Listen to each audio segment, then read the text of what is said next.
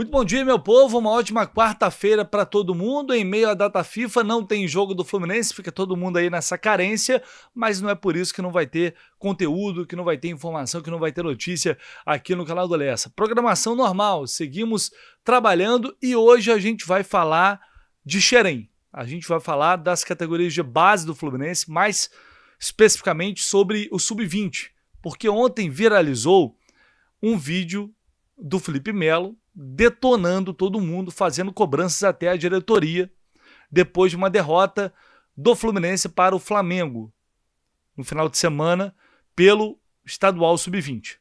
Uma derrota 4-0 em Xerém, uma goleada onde o Flamengo dominou, passou por cima e só não fez, sei lá, 5, 6, 7, 8 gols, sabe lá Deus como, de acordo com pessoas que estiveram lá no local, inclusive. E aí esse vídeo do Felipe Melo, obviamente, tem uma repercussão externa e interna. Muita gente não gostou no clube do que o Felipe Melo falou. Porque, obviamente, a fala dele tem um peso muito grande. Ainda mais quando vai para as redes sociais.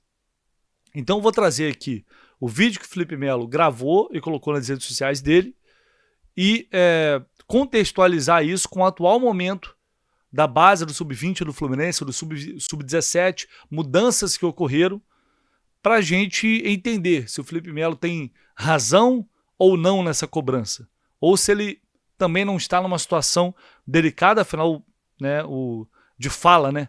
Porque o Davi Melo, filho do Felipe Melo, faz parte desse grupo e é reserva. Vou colocar aqui na tela esse vídeo que viralizou, para a partir daí eu trazer algumas informações aqui para vocês, tá? Fala, pessoal, tava vendo aqui agora as notícias, né? O Fluminense foi a pior derrota do Fluminense no Sub-20. Tomou 4 cocos do Flamengo em casa. Eu fui lá assistir o jogo. Foi 4 porque parece, aí não, né? Devem ter pedido para dar uma segurada. Porque era pro Flamengo ter metido uns 8. Isso que é o Flamengo que acabou de ser campeão do mundo. Sabe o que eu acho? Eu acho que tem que ter cobrança. O treinador do Sub-20 tem que ser cobrado. A diretoria tem que ser cobrada. Sabe? Porque o Sub-20 é um passo do profissional. E os caras perderam de 4 em casa no clássico, sem fazer força, depois do Flamengo vir ganhar um Mundial, os meninos com cabelo amarelo, com time reserva, meter 4. Eu que não sou mais jogador, tô com vergonha, senti uma vergonha danada, sabe? Uma vergonha danada eu senti. Fui lá assistir o jogo em Xerém. 4. Fazer o quê, né? O nome do treinador é Felipe Caravani, não sei o quê, né? Ele deve fazer alguma coisa de diferente, né? Deve fazer uma coisa diferente. A cobrança tem que existir. Outra, o meu filho joga no Sub-20, não entrou em campo, eu não tô falando porque é do meu filho, não. Tô falando aqui como um torcedor. É um absurdo. Um absurdo. Tomaram de 4 e ninguém fazer absolutamente nada. Um absurdo com a instituição, com o Fluminense. 4. Pois bem, vamos pontuar algumas coisas aqui. Eu, assim, me incomoda um pouco, porque é óbvio, perder para um clássico, para o rival, qualquer situação vai ser péssimo, né? Se tomar uma goleada, 4-0, ninguém quer levar a goleada de rival. Me parece uma reação, veja bem, eu não falei com o Felipe Melo, por isso não posso cravar nada aqui em relação ao que realmente passa na cabeça dele, mas parece algo que ele estava já para falar, esperou o momento certo, uma goleada para ir lá para as redes sociais e falar dessa forma, fazendo cobrança da diretoria ao treinador, que ele nem fala o nome do treinador corretamente, ele sabe o nome do técnico corretamente, afinal treina o filho dele, que é o Felipe Canavan, né? Um profissional que conquistou já 10 títulos na carreira, ele tem títulos importantes pelo Fluminense.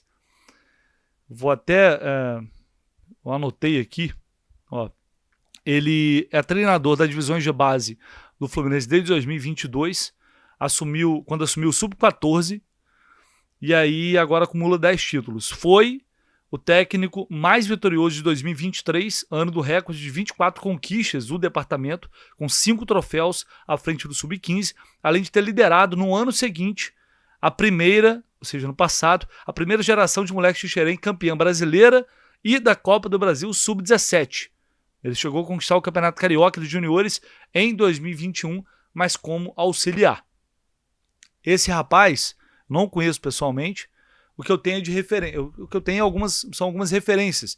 Infelizmente, eu não consigo acompanhar jogos da base como eu gostaria, porque o profissional suga a gente absurdamente, os horários não são adequados, porque geralmente a gente está ali na correria, fazendo alguma coisa, trabalhando, ou fazendo alguma coisa da vida também, além de trabalhar. Então a gente não, é muito difícil, né? Alguns jogos específicos sim, mas é difícil acompanhar, assistir tantos jogos da base. Então a gente conversa com quem realmente acompanha, com quem está lá, com quem realmente vive, né, as categorias de base. E tem referências boas desse profissional. É um técnico que tem potencial. Já mostrou isso e é um profissional que o Fluminense aposta das categorias de base. Tanto é que ele sai do Sub-17 e ele vai para o Sub-20.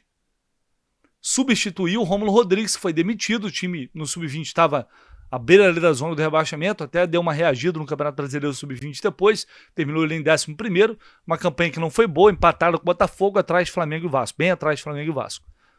Então, e o Felipe Canavan, ele vai para o Sub-20 numa situação totalmente adversa, porque ele estava ali no Sub-17, chega o Sub-20, né, uma bagunça, fazendo uma campanha ruim, e aí fica difícil esperar que ele tenha um grande resultado. E por que eu falo que há problemas maiores? A situação é complicada. Porque o Sub-20 do Fluminense tem mais ou menos uns 5 anos que não consegue montar um time decente, um time bom, para fazer um bom Campeonato Brasileiro e não disputa nem a Copa do Brasil, o Sub-20. Então é uma equipe que já nesses últimos anos ela vem sofrendo bastante, porque os jogadores Sub-17 que têm qualidade, quando amadurecem na categoria, eles já normalmente vão pro profissional, como está acontecendo agora, com o Wallace Davi, com o Isaac, com o Riquelme. E aí, no Sub-20, vão ficando aqueles jogadores que não desempenharam tão bem assim. E ficam ali meio que num limbo. Não se destacam a ponto de jogar o profissional, fica ali no Sub-20, o Sub-20 fica meio com um arremedo, aí os jogadores do Sub-17 que vão pro profissional, eles não ficam a fim de jogar no Sub-20, porque sabem que ali é uma... Eu não quero usar certos termos assim, mas acaba em alguns momentos sendo meio que... Não é uma baba, porque tem jogadores ali, mas, enfim, é visto dessa forma por alguns. Ele meio que é uma baba. Os moleques bons do Sub-17 vão direto pro profissional, os outros ficam ali. E aí, isso acaba comprometendo, muitas vezes, e está começando a comprometer também o Sub-17.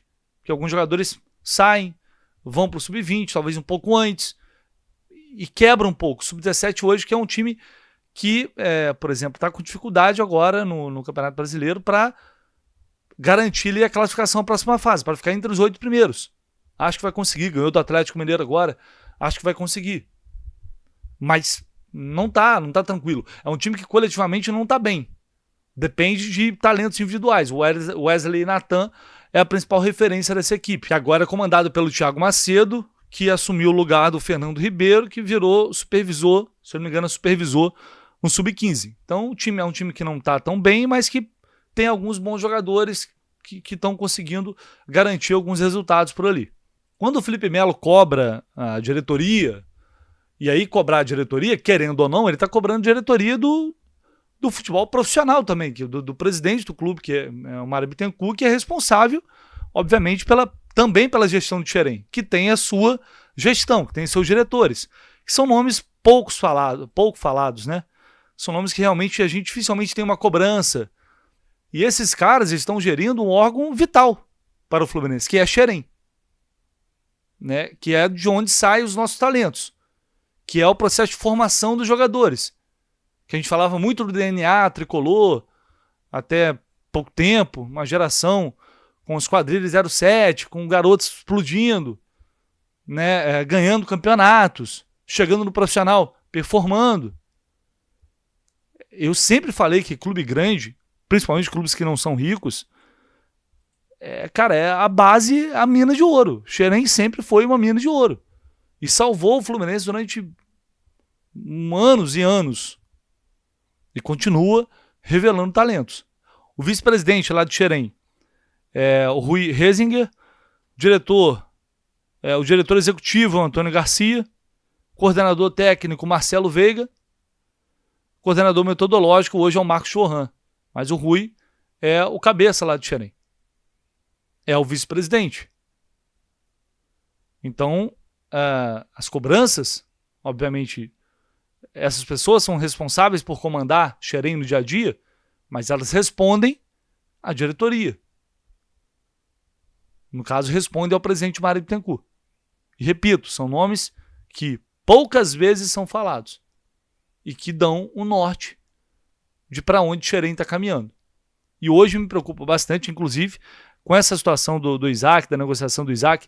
Eu prometi fazer uma matéria sobre isso, inclusive falando com pessoas que já passaram por Xerém, que hoje não estão mais em Xerém, para tentar entender como está atualmente esse processo de formação, já que dificilmente alguém do clube, é difícil falar assim, para a imprensa da base, né? A gente pode até tentar, mas é difícil falar. E é claro, a gente tem que trabalhar com fatos, não com suposições. Mas hoje, para mim, é muito claro que os jogadores que chegam no profissional do Fluminense, eles chegam ainda muito limitados fisicamente, principalmente. São jogadores que não estão prontos. E aí a gente olha para outros clubes e vê atletas chegando na mesma idade, mais ou menos, só que já muito mais encorpados, muito mais preparados técnica e fisicamente, mentalmente também. Então isso está me preocupando bastante. O Sub-20 do Fluminense virou uma máquina de moer técnicos.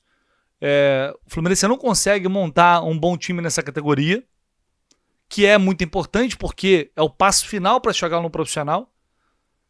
Às vezes, esses jovens sobem muito cedo do Sub-17 para o profissional, sem condições ainda de atuarem por lá, mas é empresário fazendo pressão. É o que eu falo.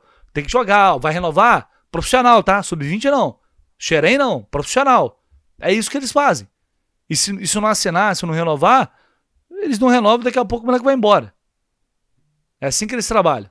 Então essa última fase de maturação, ela está muito comprometida.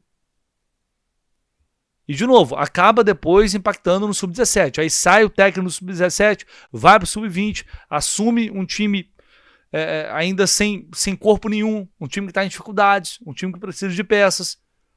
E daqui a pouco, às vezes, o cara é demitido. E como o Fluminense já demitiu vários nos últimos tempos, e alguns bons profissionais também, porque não conseguem dar resultado. Então tem alguma coisa errada nesse processo. Tem coisas a serem corrigidas. O diagnóstico, infelizmente, eu não tenho condição de dar. O clube é que tem que dar esse diagnóstico. Mas esse desabafo do Felipe Melo, ele é útil para a gente olhar mais para isso. Só que aí eu volto na questão do Felipe Melo. Eu não estou falando que ele fez isso só pelo filho dele, que é reserva e joga pouco. Mas, convenhamos, ele fica numa situação, num conflito ali de interesse, né? De dar uma opinião que ele fala que é uma opinião do torcedor, mas o filho dele está no banco. Eu não sei como é a relação do técnico com o filho dele, se não coloca para jogar. Eu não sei como é a relação dele com o treinador. E aí eu não vou achar de forma alguma correto jogar a culpa só em cima do treinador numa situação como essa, onde ele pede cobrança também, justo, à diretoria, não só ao treinador. Aqui ele cita o técnico de forma meio debochada ali, bastante debochada, por sinal, o que eu não acho, eticamente eu não acho correto. Eu acho bastante deselegante. Mas, de novo, ele atira para todos os lados. Ele detona todo mundo. Ou seja, ele está percebendo que as coisas não estão sendo bem feitas. Inclusive, antes o Fluminense chegou a oferecer um cargo ao Felipe Melo que tinha a ver com base ali. Ele acabou não aceitando, acho que ele quer virar técnico ano que vem e tal. Então ele é um cara, e ele vai para Xerém, ele vê jogos, isso é um fato. Ele acompanha até porque o filho dele tá lá, óbvio. Faz isso também porque o filho dele tá lá.